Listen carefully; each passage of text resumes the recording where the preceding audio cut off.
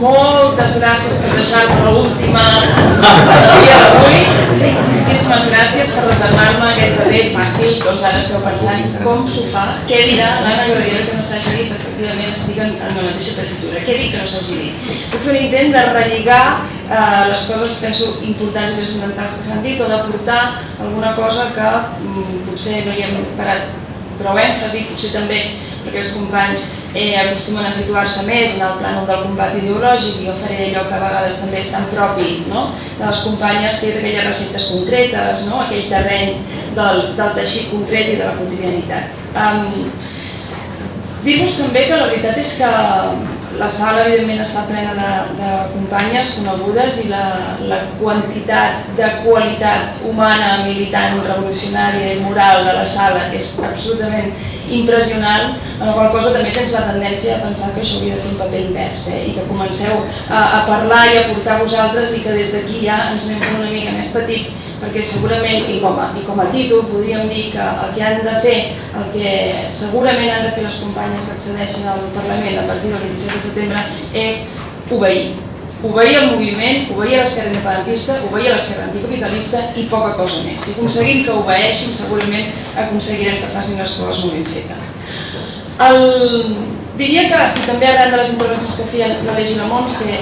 també en l'àmbit de la intervenció parlamentària o autonòmica, jo crec que no hem de perdre de vista d'on venim i quines són les receptes que d'alguna manera han funcionat en l'àmbit municipal, o quina és la concepció de política municipalista que tenim, que en els municipis de forma pràctica, concreta i real s'articula a partir d'aquest encaix i aquest equilibri entre la institució i el carrer, i sense perdre de vista com ens ha costat construir aquest carrer i com no volem perdre'l. Doncs exactament jo crec que aquest ha de ser el vector que també ens guiï en qualsevol altre àmbit d'intervenció, sigui el que sigui, ara perquè estem parlant de l'autonòmic. Per tant, aquest desplegament, ho deia el Josep Manel, d'aposta per la concreció de les sobiranies, aquesta aposta per la creació de contrapoders, aquesta revalorització permanent de la gent que milita, de la gent que dedica hores a construir una altra realitat possible, moltes vegades des de l'anonimat i des de cap mena de reconeixement, però aquest ha de ser, crec, el vector que ens inspiri en qualsevol dels àmbits d'intervenció institucional que ens plantegem. També ho fem, i lligat amb la qüestió de la llista única, ho sabeu, fent una aposta, que al meu entendre és una aposta intel·ligent, que dista dels que segresten el concepte d'unitat, que dista, s'allunya volgudament, afortunadament i sortosament, dels que pretenen capitalitzar un país com si el país fos un i no fos més complex que això, i alhora també hem fet l'aposta, jo crec valenta, igualment intel·ligent i sortosa, de distanciar-nos també d'aquestes preteses esquerres, potser algunes no obertament capitalistes, però que segur que volen renegar un concepte que és el de l'esquerra, i jo crec que algunes, ni que sigui per la memòria de les nostres àvies, no deixarem de dir que nosaltres som d'esquerres, volem continuar sent d'esquerres i no ens creiem que s'hagi acabat la lluita de classes i això que són els espais polítics que identifiquem en dreta i esquerra, sinó que tenen més sentit que mai. Per tant, aquí al mig ens situem nosaltres, no caient en mans del pretès unitarisme, però tampoc caient en això que ara anomenen nova política i que té molt de vella i envellida política, i ho sabeu. L'estratègia de la candidatura s'ha definit i s'ha valorat i s'ha comentat i s'ha debatut en diferents assemblees obertes, i els companys i companyes, no només que són militants de la CUP, però que s'han acostat a aquest espai que hem obert, l'espai per la ruptura, saben que ens hem marcat d'alguna manera aquest repte, és a dir, ser al Parlament amb la força que es pugui per negar-nos a construir unes úniques majories. Al Parlament hi haurà moltes majories possibles i qualsevol majoria que pretengui articular ruptures, allà ens tindran. Ruptures amb l'Estat, allà estarem. Ruptures amb el sistema capitalista, allà estarem. Ruptures amb el patriarcat, allà estarem. Per tant, que tampoc ens vulguin situar en un paper de trista bisagra que només haurem de mirar cap a un cantó o cap a l'altre. Jo crec que podem tenir la capacitat de generar complexitat política en el proper Parlament i, per tant, ser capaces de dibuixar les múltiples ruptures que nosaltres des de fa temps també diem que existeixen. I no moure'ns dels mínims, que per nosaltres són mínims i, per tant, irrenunciables, que hem decidit que s'han d'obrir a partir del 28 de setembre, que és que entenem que s'ha de marcar de forma urgent, ja anem tard, un punt de ruptura clar amb l'estat espanyol, no insistiré, nosaltres no ens creiem que sigui a partir dels pactes i de les noves majories pseudodemòcrates que no són de dretes ni d'esquerres que s'articularan en l'estat espanyol en els temps propers, i tampoc creiem que si no es marca un punt de ruptura tinguem la capacitat d'aguantar aquest pols que vol trencar amb l'estat espanyol. Per tant, hem de forçar que es defineixi el punt de ruptura ineludible amb l'estat espanyol, hem de fer possible que això es faci amb un pla de xoc contra la precarietat i la pobresa, perquè mentre la gent no tingui resolts els mínims vitals no es pot plantejar, no hem de voler que es plantegin determinades qüestions d'insubmissió a l'estat espanyol quan els fem ser insubmisos als mínims vitals de dignitat de qualsevol persona. I també hi comentava el company Antonio aquesta articulació del procés constituent, que el volem des de baix, que el volem autoorganitzat, que el volem popular i que ens neguem a que sigui definit per una comissió d'experts que redactin una carta magna que ens ho defineixi tot. Això, per tant, està decidit, està d'alguna manera consensuat per nosaltres i per tant aquests han de ser els mínims i d'aquí jo crec que hem de tenir la valentia de no baixar el llistó. I això ho hem de fer, jo crec, tenim la capacitat de reconnectar de nou, i quan dic reconnectar és perquè penso que a vegades potser també ens hem desconnectat de l'espai que hem construït durant tants anys de l'esquerra independentista i de l'esquerra capitalista. Crec que tot el que s'esdevingui en l'àmbit parlamentari ha d'estar fortament lligat com si d'un cordó umbilical es tractés amb el nostre espai polític i amb el nostre moviment polític i per tant hem de teixir més i millors aliances en tot aquest espai de ruptura que existeix al voltant nostre.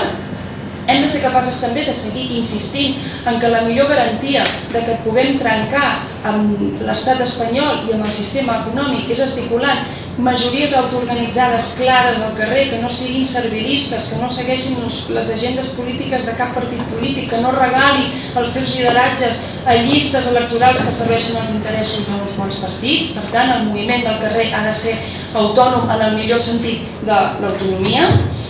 I també hem de fer tot això perquè nosaltres tenim el repte, volem construir un país sencer.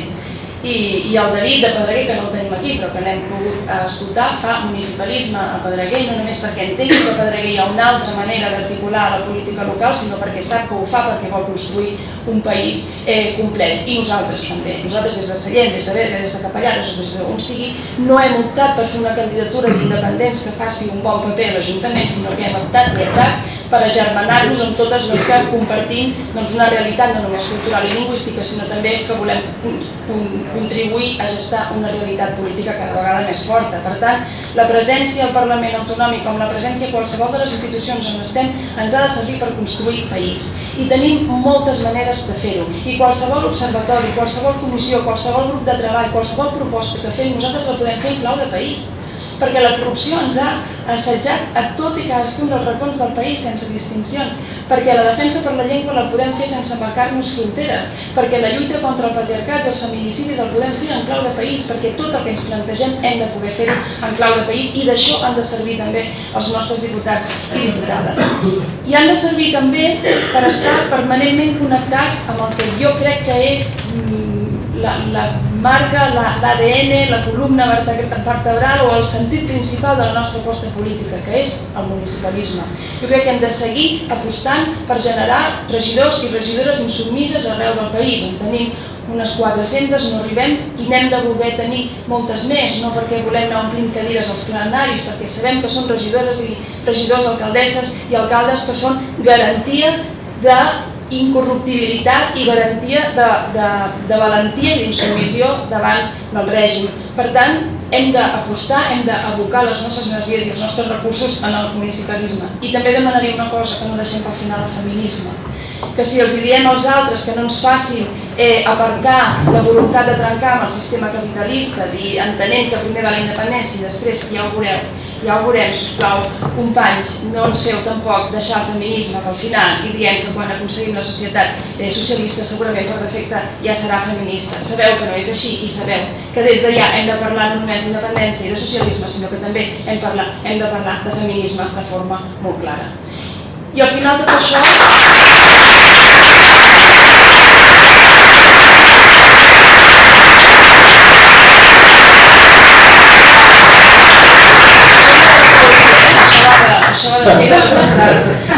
I tot això al final amb una construït amb una moral, alguns ens agrada parlar de moral revolucionària, no sé si queda molt grandiloqüent, però tampoc ho pretendria, però en qualsevol cas, d'una quotidianitat que estigui molt empaltada de totes les